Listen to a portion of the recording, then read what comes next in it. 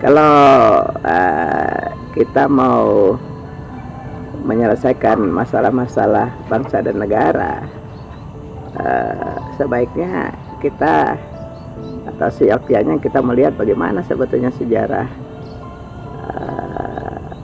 bentuk negara atau sistem negara yang ada sekarang dengan sejarahnya tempo dulu gitu ya, sehingga ke depan kita bisa merancang sistem negara yang tidak tambal sulam, tapi sistem negara yang memang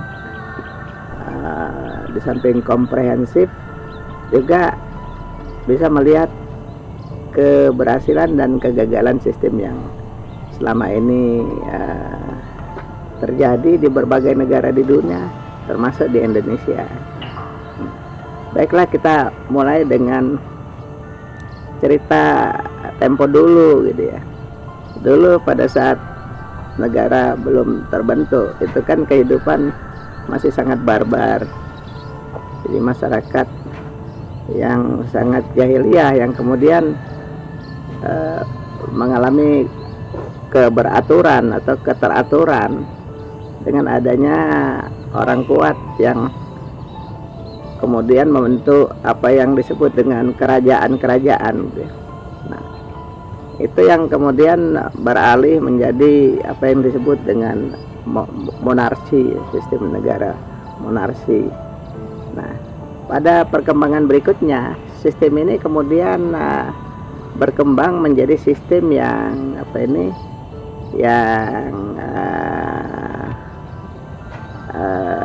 mengalami kemajuan dan bisa mensejahterakan bangsa gitu ya. Nah, namun dalam perkembangannya sistem ini kemudian berkembang menjadi sistem yang absolut, di mana kekuasaan raja yang kalau di Eropa misalnya itu kemudian berkolaborasi pada periode berikutnya dengan kalangan gereja, sehingga kekuasaan absolut itu tidak lagi mencerminkan keadilan dan kesejahteraan bagi seluruh warga masyarakat gitu ya. Nah, ini yang kemudian berkembang menjadi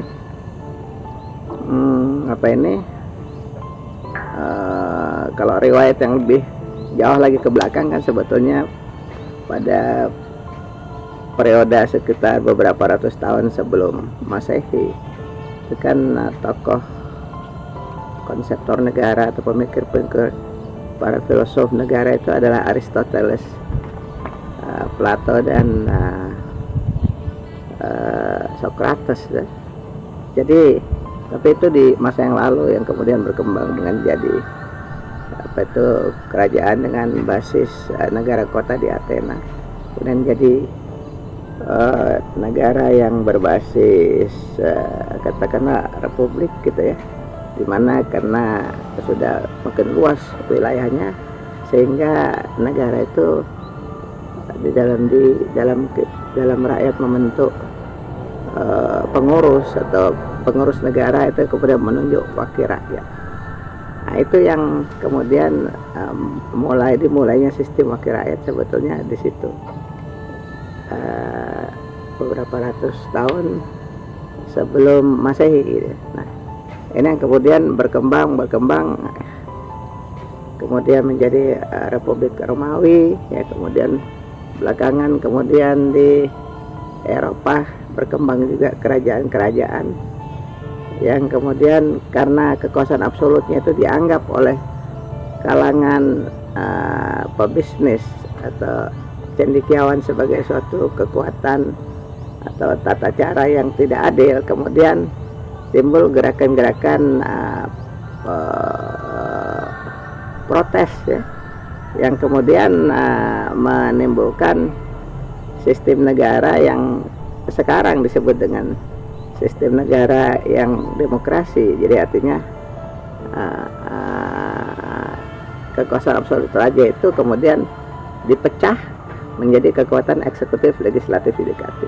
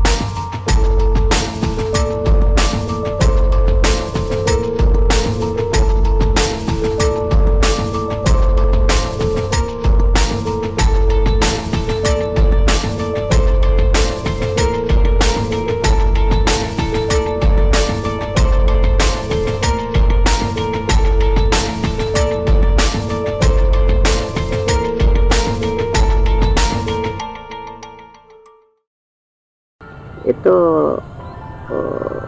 pemikir-pemikirnya itu ada beberapa, tapi yang paling kita ketahui itu adalah Montesquieu, itu filosof dari Prancis yang memecah kekuasaan penyelenggara negara menjadi kekuasaan eksekutif, penyelenggara negara, kemudian legislatif yang membuat undang-undang sekaligus mengawasi jalannya eksekutif, kemudian yudikatif yang melaksanakan fungsi-fungsi peradilan.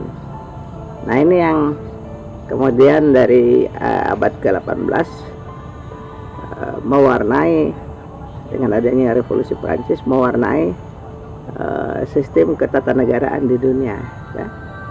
Nah, itu yang menjadi sistem yang diterapkan selama katakanlah 200 tahun lebih, ya. Jadi 1776 sampai sekarang. Itu pun juga tidak langsung 1776 dianggap sebagai mulainya sistem yang dimaksud. Jadi artinya, ya, sistem trias politika ini berlangsung dan kemudian masuk kepada revolusi industri di Inggris, revolusi industri di Amerika, kemudian sampai kepada kemajuan Jepang, kemudian Korea, dan terakhir apa yang ditunjukkan oleh pemerintah Cina, gitu ya, di mana sistem pemerintahan yang diterapkan Cina ini mempunyai keunikan sendiri, gitu ya, di mana mereka dengan partai negara menangkap aspirasi dari bawah, kemudian diangkat ke tingkat RT, RW, kemudian mungkin tingkat kota, akhirnya masuk ke Kongres Rakyat Cina, digodok programnya, kemudian partai negara menunjuk sekretaris jenderal, kemudian tiap 10 tahun sekretaris jenderal itu yang kemudian menjadi presiden daripada Cina. Nah, ini kedua sistem ini, ya, artinya di satu sisi sistem trias politika ini pada katakanlah 50 tahun terakhir atau 100 tahun terakhir itu sudah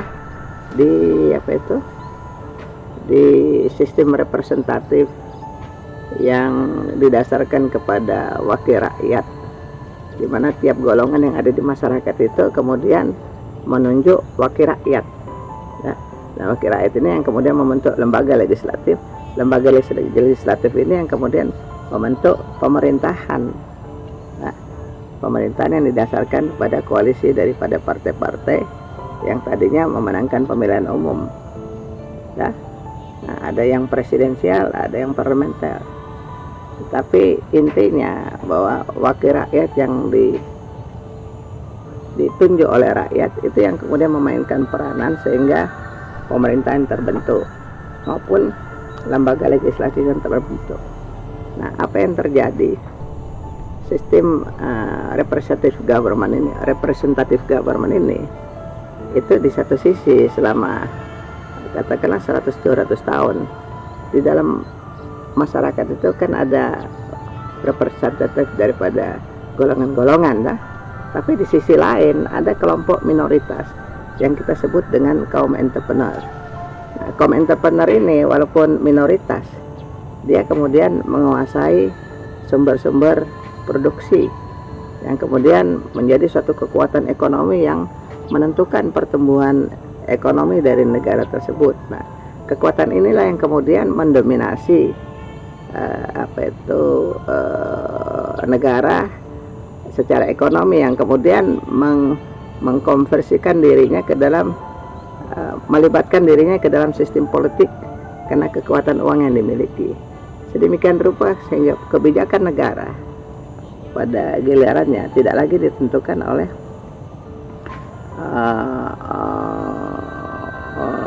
para wakil rakyat atau para politisi atau partai politik atau eksekutif atau legislatif bahkan yudikatif, tapi sudah dibeli oleh kekuatan entrepreneur atau para kapitalis atau para pemilik korporasi, sehingga kebijakan negara yang tadinya diharapkan bisa mengantarkan kesejahteraan umum dan keadilan sesuai dengan maksud dari negara itu didirikan. Kemudian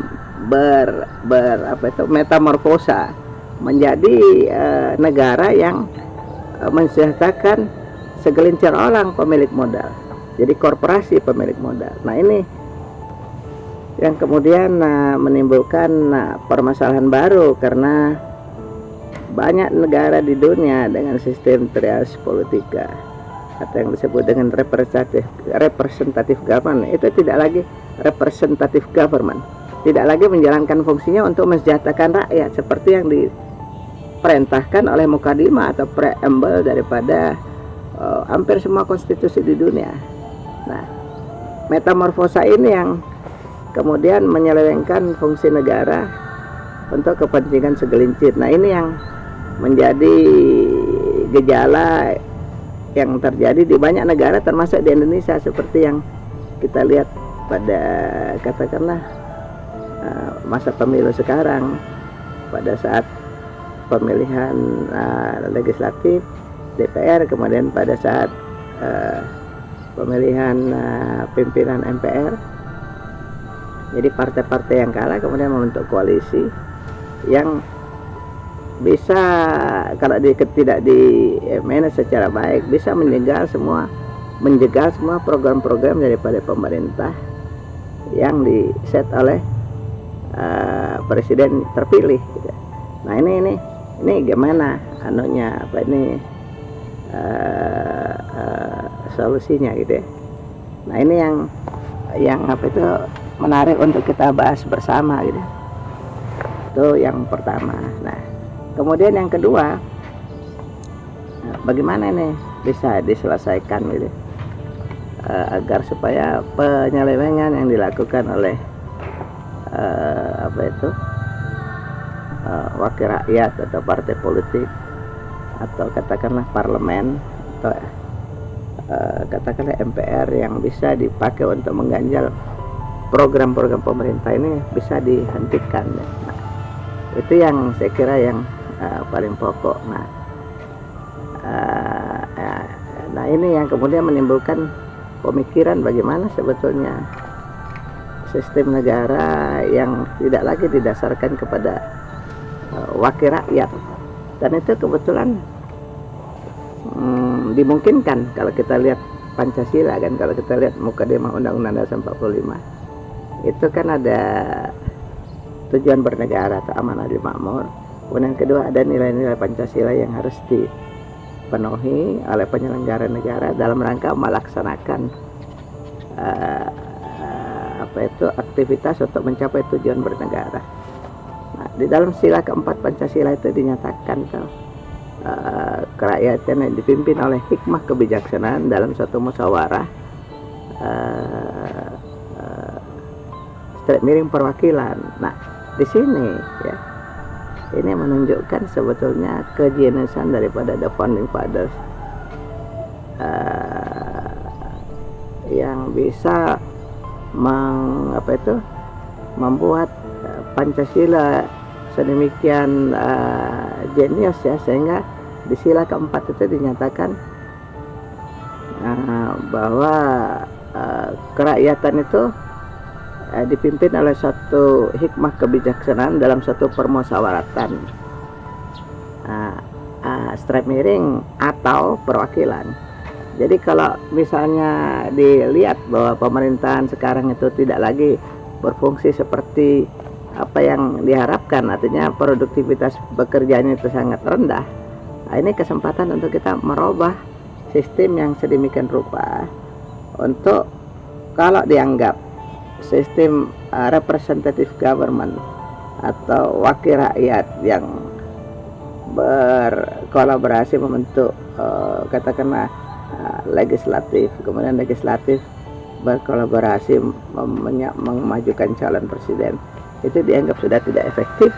Ya, kita coba melihat dan mendiskusikan apakah memang bisa dilaksanakan suatu pemerintahan negara yang tidak lagi didasarkan kepada wakil rakyat, tidak lagi didasarkan kepada sistem perwakilan. tidak lagi didasarkan kepada apakah misalnya lembaga-lembaga yang dibentuk oleh sistem perwakilan itu, katakanlah Dewan Perwakilan Rakyat yang merupakan wakil daripada rakyat, itu apa bisa juga untuk ditiadakan sama sekali atau bagaimana? Itulah yang menjadi dasar bahasan kita pada session berikutnya. Saya kira itu yang saya bisa sampaikan. Terima kasih.